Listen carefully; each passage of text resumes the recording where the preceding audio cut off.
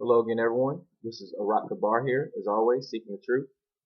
My video topic for today will be discussing about the tribe of Issachar, which today are called the so-called Mexicans. Now, I know there's a lot of false doctrines out there that teach that they don't know who the 12 tribes of Israel, that they're done away with, and that we don't know who they are today in the earth. But that is actually a straight-out lie that is meant to keep God's people asleep so that the evil rulers of this world can continue to have power in this earth. So-called Jewish people that have claimed the land of Israel today are in no way bloodline descendants of the Hebrew Israelites mentioned in the Bible. In fact, the powers that rule over the Jewish religion actually worship Satan. I'm going to read from Revelation chapter 2, verse 9. It reads, I know thy works in tribulation and poverty, but thou art rich. And I know the blasphemy of them which say they are Jews and are not, but are the synagogue of Satan. So the Most High God is talking to the children of Israel here in this verse. And he is telling them that he understands that they are physically poor and suffering, but in spirit they are rich. He also knows the lies or blasphemy of those that claim to be Jews, but are actually imposters, and that these people are actually the head worshippers of Satan. Now, whether they know it or not, the Jewish people practicing Judaism today are worshiping Satan. So is every other religion, but that's a whole nother lesson. Now, the real nation or nationality of Israelites comes from the 12 sons of Jacob. Jacob's name was later changed to Israel in Genesis chapter 32, verses 27 through 28, after wrestling with an angel. This is why his descendants are considered Israelites. Now, the 12 tribes of Israel and who they are today are the tribes of Judah, which is the so-called Negros in America, Reuben, which are the Aborigines of Australia and the Seminole Indians, Gad, which is the North American Indians, Asher, which are basically the South Americans, primarily in Brazil and Argentina, Naphtali, which are the Hawaiians and the Samoans, Manasseh, which is the modern-day Cubans, Simeon, which are the so-called Dominicans, Levi, which are the so-called Haitians, Issachar, which are the so-called Mexicans, Zebulon, which are the so-called Panamanians and Colombians, Ephraim, which is the so-called Puerto Ricans, and Benjamin, which is the so-called Jamaicans and people of the West Indies.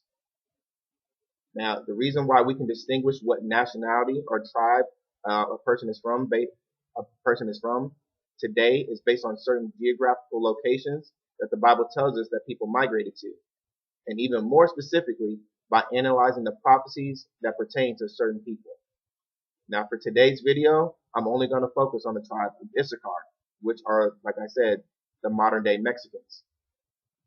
So we know that the Most High God, whose name is Ahia in Hebrew, or I am that I am in English, chose Israel to be a special people to himself. I'm going to read from Deuteronomy chapter 7, verse 6. It reads, For thou art an holy people unto the Lord thy God. The Lord thy God hath chosen thee to be a special people unto himself, above all people that are upon the face of the earth. Now with that, Israel had certain laws that they were supposed to follow. These laws made them different from all the other Gentile or heathen nations. Those that chose to follow the Most High were supposed to separate themselves from the other nations and their false gods. This is also the origin of the meaning of the word Hebrew, but once again, that's another lesson. Now, each of the 12 tribes had specific attributes that they would be recognized by. I'm going to read from Genesis chapter 30, verses 18. It reads, And Leah said, God hath given me my hire, because I have given my maiden to my husband. And she called his name Issachar. So the tribe of Issachar would be known as a people for hire, as in a people who would do good work for low wages. There is no secret that the so-called Mexicans today fit that attribute better than anyone else in the world. Now I'm going to read from Genesis chapter 49, verses 14 through 15. It reads, Issachar is a strong ass, couching down between two burdens. And he saw that rest was good, and that the land was pleasant, and bowed his shoulder to bear, and became a servant unto tribute. Here again is another attribute given to Issachar, who will be known to work with and like a strong ass. An ass is a donkey. Again, there is no secret that the donkey is the most familiarized with the people of Mexico. Issachar would also be known to rest. In Mexican culture, it is common for workers to rest in the early afternoon, typically because of the temperature. This midday rest is known as a siesta, or a short nap, and nobody in the world is known more for this than the Mexicans. And finally, Issachar would be known as a servant for tribute. A tribute is basically a servant for hire. Mexicans are most widely known for coming to America for work.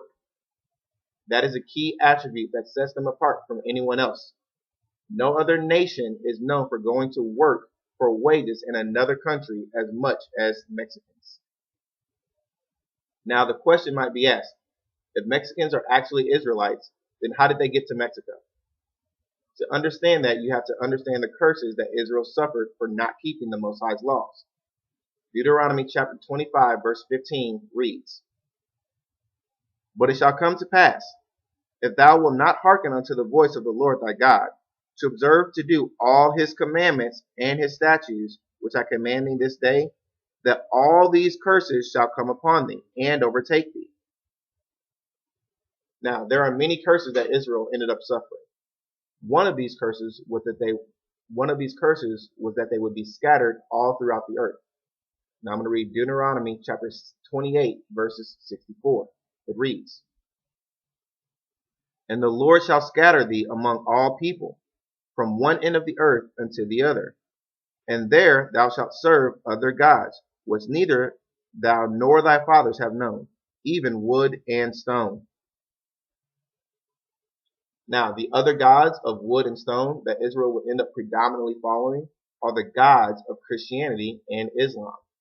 The wood is the cross in Christianity, and the stone is the Kaaba stone in Islam. But again, it's another lesson. But around 930 BC, the nation of Israel split into two kingdoms. The southern kingdom, which consisted of the tribes of Judah, Benjamin, and remnants of Levi, was known as the house of Judah. The northern kingdom, which consisted of the remaining 10 tribes, was called the house of Israel. The northern kingdom, under the rule of King Jeroboam, completely went away from following the Most High's laws and started to worship like the surrounding Gentiles did. The southern kingdom, under the rule of King Rehoboam, attempted to continue following the Most High as commanded by King David, but eventually they also fell too. Now in 2 Kings chapter 17, verses 13 through 16, it reads, Yet the Lord testified against Israel and against Judah by all the prophets and by all the seers, saying, Turn ye from your evil ways, and keep my commandments and my statutes according to all the law, which I command your fathers, and which I sent to you by my servants the prophets. Notwithstanding that they would not hear, but hardened their necks, like to the neck of their fathers, they did not believe in the Lord their God, and they rejected his statutes and his covenant that he made with their fathers, and his testimonies which he testified against them. And they followed vanity and became vain, and went after the heathen that were round about them, concerning whom the Lord had charged them that they should not do like them. And they left all the commandments of the Lord their God, and made them molten images, even 2 calves, and made a grove, and worshipped all the host of heaven, and served Baal. So here we see that the northern kingdom, which the tribe of Issachar was a part of, made the Most High angry because they started worshiping other gods, predominantly the calf or bull god, YHWH, which today people call that the Tetragrammaton. Now the 2 calves were named Yahweh and Jehovah. Again, that's another lesson. Continuing on to verses 18 through 20, it reads, Therefore the Lord was very angry with Israel, and removed them out of his sight. There was none left but the tribe of Judah only. Also, Judah kept not the commandments of the Lord their God, but walked in the statutes of Israel which they made. And the Lord rejected all the seed of Israel, and afflicted them, and delivered them into the hand of spoilers, until he had cast them out of his sight. So here we see that the house of Israel was sent away from the land of Israel. Much of the northern kingdom was taken over during the Assyrian captivity around 740 BC. But many people from those tribes fled prior to that captivity. The question is where did these people go? This information is found in the part of the Bible that the Roman Catholic Church had taken out. Again, that's another lesson. The Apocrypha are the 14 books that should appear in between the Old Testament and the New Testament. One of those books is known as the book of Esdras. So I'm going to be reading from 2nd Esdras chapter 13 verses 40 through 42. It reads, "Those are the 10 tribes which were carried away prisoners out of their own land in the time of Hosea, the king, whom Salmaneser, the king of Assyria, led away captive. And he carried them over the waters. And so came they unto another land. But they took this counsel amongst themselves, that they would leave the multitude of the heathen, and go forth into a country where never mankind dwelt, that they might there keep their statutes, which they never kept in their own land." So this is the same story that I just mentioned back in 2 Kings. The 10 tribes of Israel are fleeing from the Assyrians. Now, where did they go? Continue on to verses 43 and 45. "And they entered into the Euphrates by the narrow places of the river. For the Most High then showed signs for them, and held still the flood, till they were passed over. For through that country there was a great way to go, namely of a year and a half. And the same region is called Arsareth." So here we see that the lost 10 tribes, including Issachar, sailed into lands that never no man had ever lived before. All of these lands were called Arsareth, which means hidden land. So every place that the so-called white man discovered that already had indigenous people living there was the land that the Israelites fled to way back in 739 BC. This includes all of the Americas and Australia. Even in secular history, many historians attest to there being Hebrew cultures being followed by the native people of North and South America.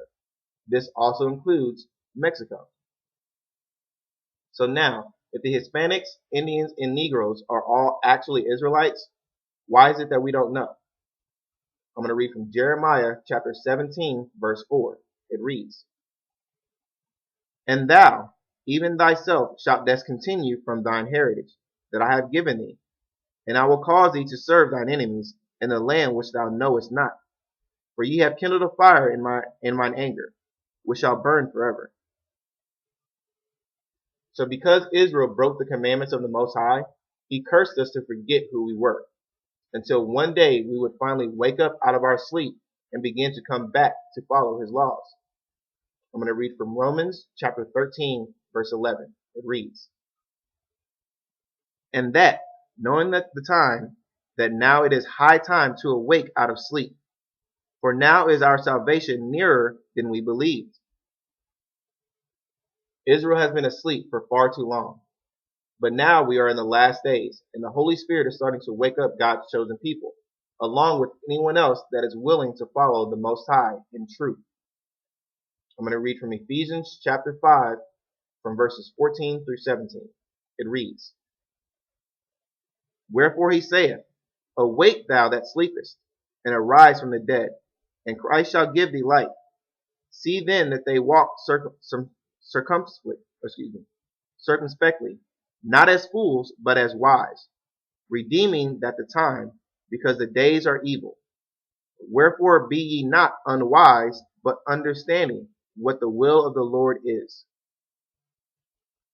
In order for us to come to the truth, we must be wise and have knowledge, not just random knowledge, but knowledge of an understanding of the Bible, which is the words of the Most High.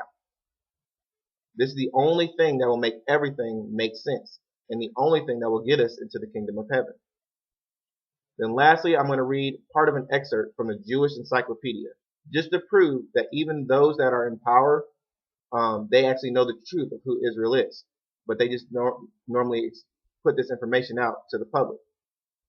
But in the Jewish Encyclopedia, under the Lost 10 Tribes of America, this is what it says. Immediately after the discovery of Central and South America, the legend of the Lost 10 Tribes began to be referred to the aboriginal inhabitants. Garcia, in his Origen de los Medanos, declares that the tribes went to Mexico and South America. Garcia claimed to have found many Hebrew terms in the American language.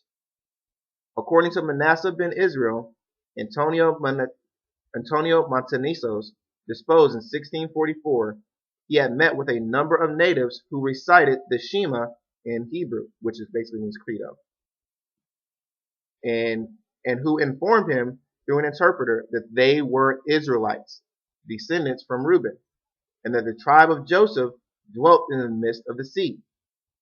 He supported their statements by tracing Jewish customs among other inhabitants of Central and South America. And again, that was just an excerpt from the encyclopedia. There's a lot more to it. But basically, even in their book, they claim to know that the natural inhabitants of Mexico and South America are actually bloodline descendants of Israel. Now, with that being said, I hope that you found this video informative. But as always, I always suggest that everyone continue to seek the truth out on their own. But if you like this video, go ahead and hit like. You can always leave a comment in the section below. But again, thank you for watching, and always remember to seek the truth. Shalom.